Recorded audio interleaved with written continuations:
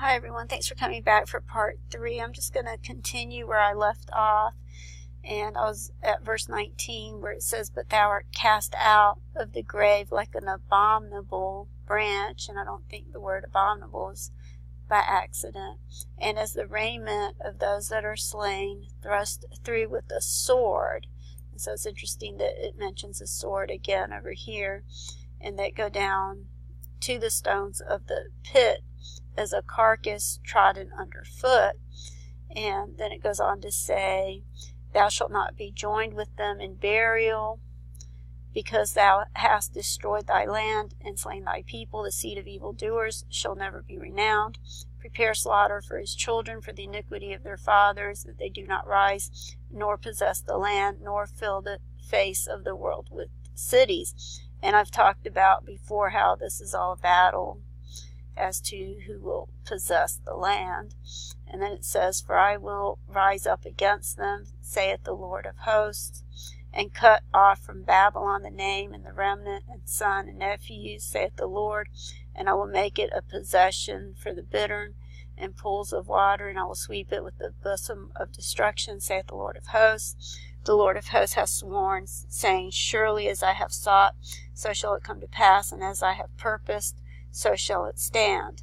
And so this is the destruction of Babylon that it's talking about here. And it says that I will break the Assyrian, and of course the Assyrian is a type of the Antichrist, "in my land, and upon my mountains tread him underfoot. Then shall his yoke depart from off of them, and his burden depart from off of their shoulders." And I've talked before about how I believe the yoke is another representation of DNA.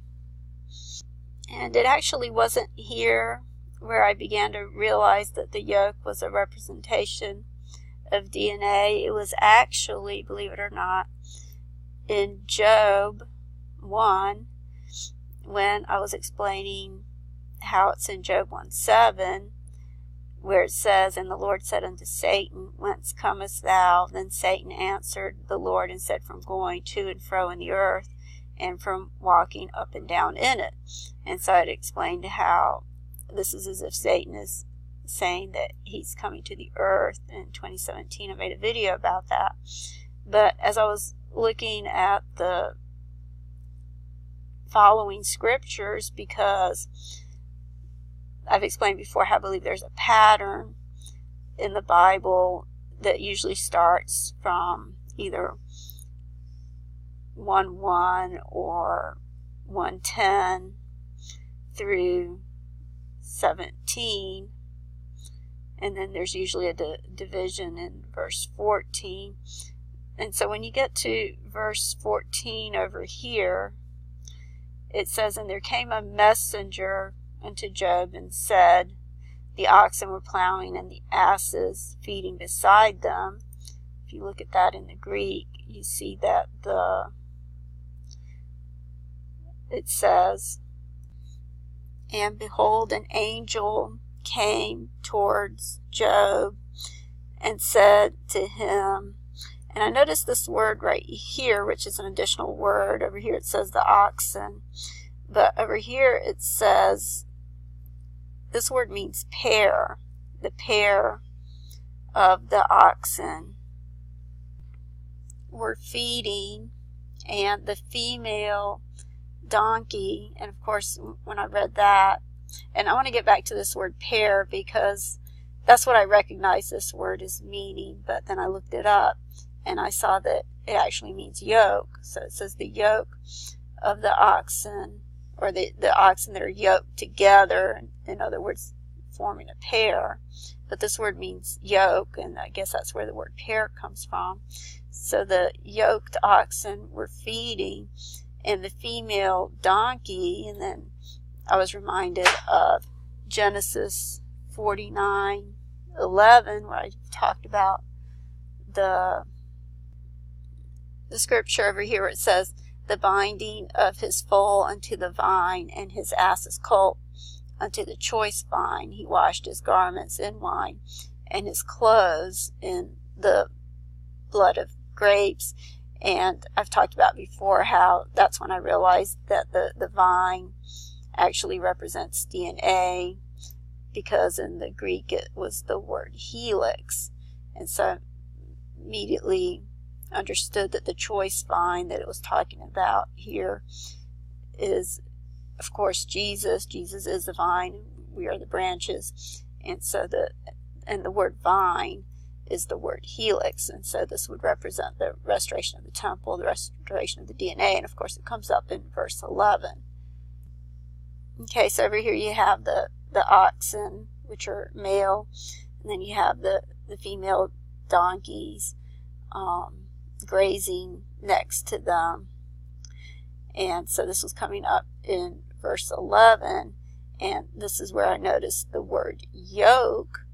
And this was in verse 14, and this word yoke comes up again in another scripture that helped me to understand what the significance of the yoke is.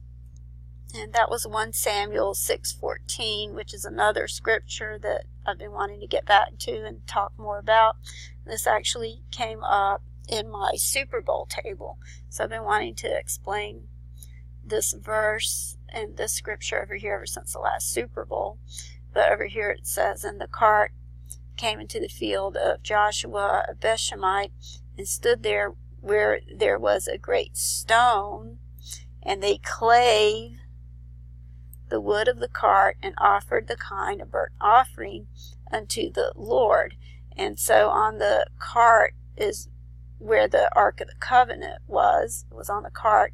And then the stone, which is Jesus, was there. And then that's when they clave the wood of the cart, just like the Mount of Olives is going to cleave in Zechariah 14. And this is in verse 14. And this is in the field of Joshua, which is the name Yeshua in the Hebrew, or the name Jesus in the Hebrew. It's the name Yeshua. But if you go back to verse 7, it says, Now therefore make a new cart, and take 2 milch kine.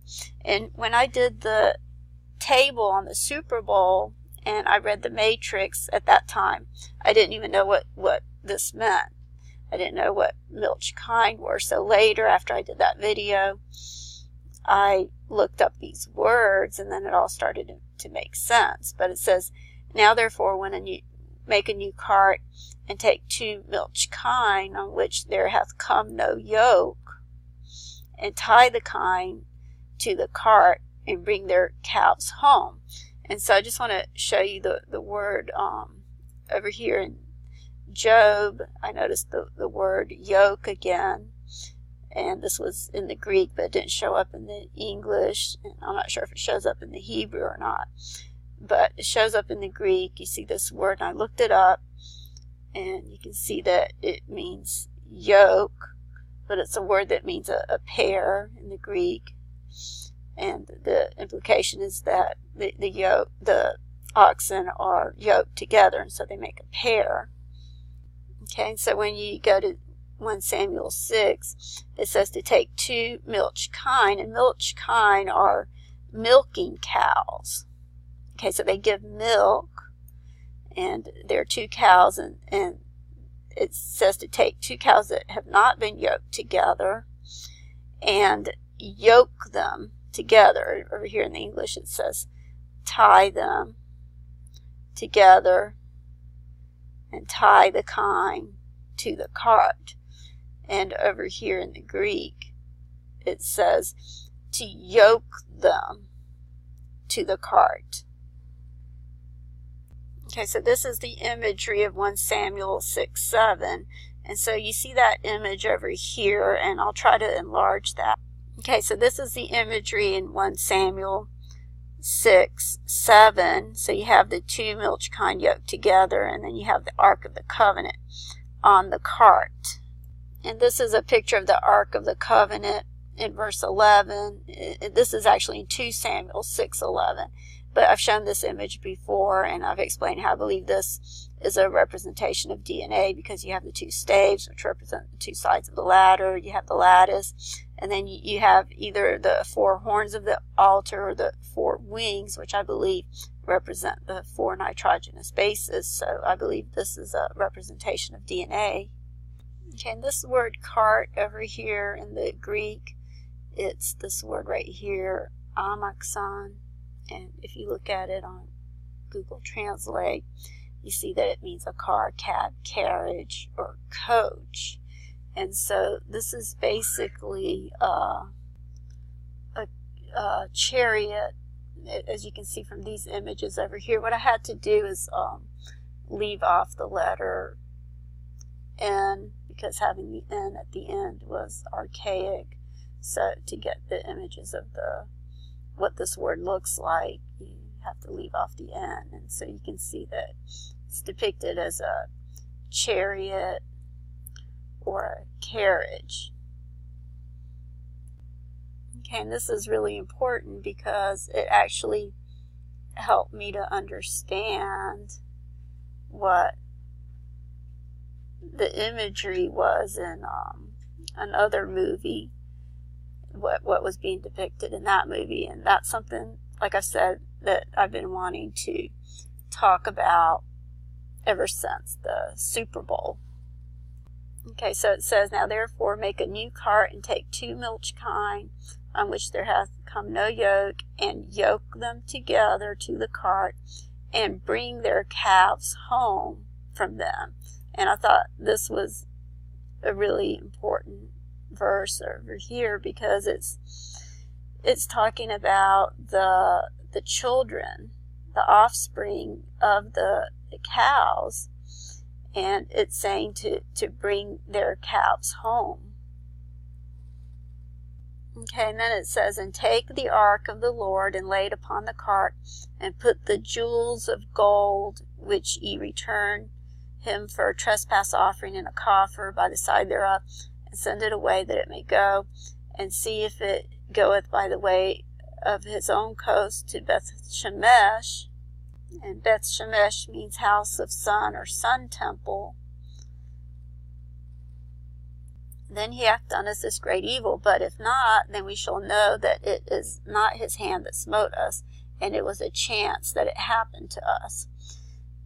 And the men did so, and took the 2 milch kine, and tied them to the cart, and shut up their calves at home. So the calves are shut up at home, just like in the Mount of Olives, when the people are going to go into the mountain and be shut up, or obstructed, or sealed. I've talked before about how the root of this word is the same root for the word sealed as in the 144,000. So they're going to be sealed in the valley, or obstructed. Okay, so I tried to pull up the Strong's number so that I could show you that it means shut in, but I couldn't get the definition to come up. And so what I did is I went to the previous Strong's number, which is 1718, and it's really interesting that this is the word to make manifest. It's another form of the word epiphany, which is Strong's 2017. It's actually Strong's 2014 through 2017 is a form of this word right here. It's the word epiphany, and this is to make manifest, or to appear, to make visible. It has the exact same meaning as Strong's 2014 through 2017, and it's derived from this word G1717, which means to show, make manifest, or visible. And so I've made videos about how the word theophany, which is another word for epiphany, and Jesus comes up with 27 matches, and it comes up in Matthew 20:12 through 2017. And this matches up with Strong's 2014 through 2017, which is the word epiphany, which means to show or to appear or become visible. Okay, so what I noticed just now is that the word emphanis, which means the same thing, which is Strong 1717, means the exact same thing. It means to manifest or to appear. And so I'll have to continue in the next video. Thanks.